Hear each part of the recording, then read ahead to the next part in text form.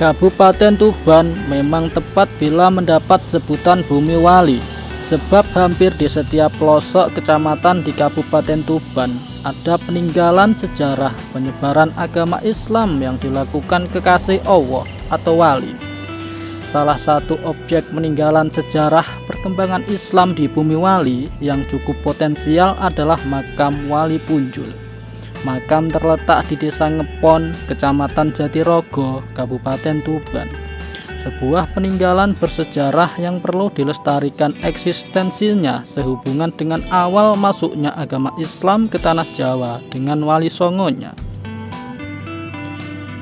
Menurut keterangan yang diberikan juru kunci makam Mbah Bisri yang didapat dari masyarakat terdahulu, bahwa sejarah makam Wali Punjul yang mana di Jawa Tengah berdiri Kerajaan Demak dengan rajanya yang pertama adalah Raden Patah. Pada suatu ketika Raden Patah ingin mendirikan sebuah masjid sebagai tempat peribadatan umat muslim di Demak.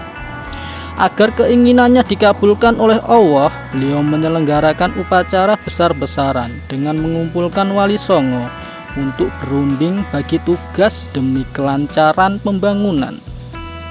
Namun ada satu wali yang tidak hadir dalam rapat tersebut, yaitu Sunan Ampel.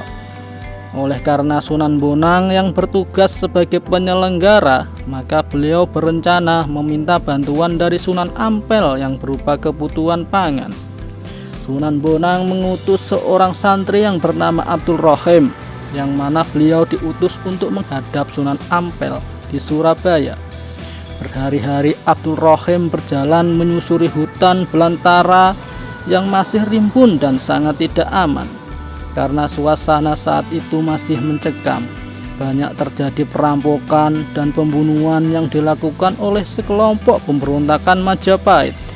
Setelah Abdul Rohim tiba di Surabaya dengan selamat, saat berada di depan pintu gerbang Padepokan Sunan Ampel, ia ditemui oleh santrinya. Ia mengutarakan maksud dan tujuan kedatangannya kepada Sunan Ampel.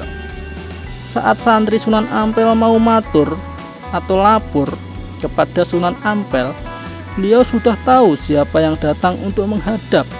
Tak lama kemudian Sunan Ampel mengulurkan bumbung seruas bambu, yang mana salah satu ujung tersebut tersumbat daun lontar.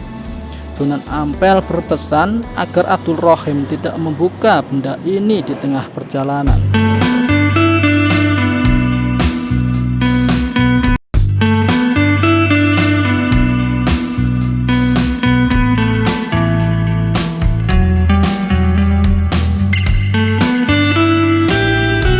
Dalam perjalanan, Abdul Rohim heran atas sumbangan yang diberikan Sunan Ampel. Setelah berhari-hari menempuh perjalanan yang penuh mara bahaya, bumbung tersebut semakin berat saja. Abdul Rohim memutuskan untuk beristirahat di sebuah hutan yang bernama Alas Nggelok yang berada di Desa Ngepon, Jatirogo. Ia memilih beristirahat untuk melepas lelah. Ia beristirahat di bawah pohon rindang yang berada di atas bukit. Di hutan tersebut, ia bertemu dengan kakak iparnya yang bernama Mbah Jenggot atau Mbah Godek, suami dari kakaknya yang bernama Mbah Seplok. Segala hal atau kebutuhan Abdul Rohim dicukupi oleh Mbah Godek dan Mbah Seplok saat berada di Bukit Punjul. Di saat Abdul Rohim mulai menaiki bukit tersebut, hatinya bertanya-tanya dan semakin penasaran dengan isi bumbung pemberian Sunan Ampel. Lantaran rasa penasaran yang bertubi-tubi itu, akhirnya ia membuka tutup bambu. Ternyata daun lontar yang digunakan tutup bumbungnya bisa berubah, tumbuh menjadi bogor pohon siwalan. Anehnya, ketika daun pohon siwalan sudah tua, ketika jatuh bekasnya pun tidak ada, langsung menghilang.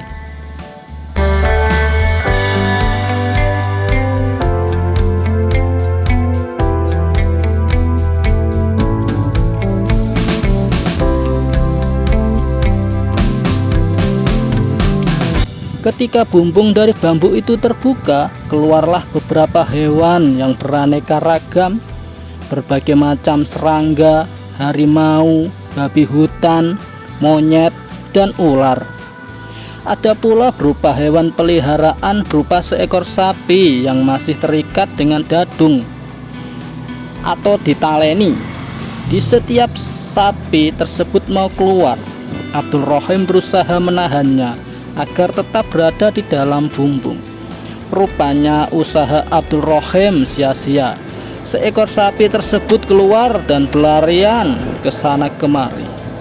Ketika itu Abdul Rohim amat gugup, takut bercampur menyesal karena telah melanggar pesan Kanjeng Sunan Ampel. Untuk mengobati perasaan itu, ia mencoba untuk menangkap hewan-hewan itu. Saat ia kewalahan menangkap hewan tersebut, akhirnya dengan karomahnya sebagai seorang wali, hewan tersebut disabda atau dikutuk berubah menjadi batu, begitu seterusnya.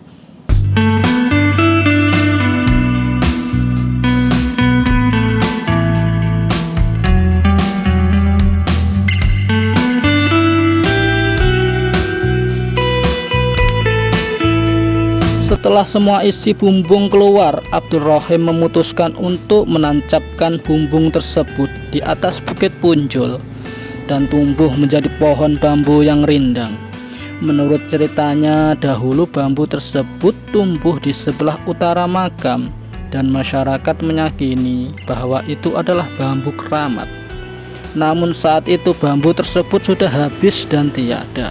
Habisnya bambu tersebut karena ulah segelintir manusia yang tidak bertanggung jawab.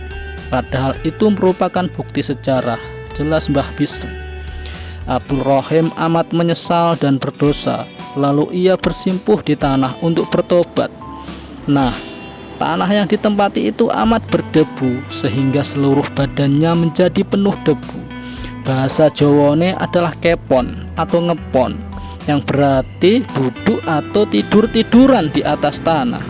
Itu sebabnya sampai sekarang desa itu dinamakan Desa Ngepon. Bahkan sampai sekarang di Desa Ngepon tersebut masih dapat dijumpai adanya bongkahan batu-batu yang amat besar menyerupai sapi, yang mana salah satu batu tersebut diberi nama Dadung Awuk.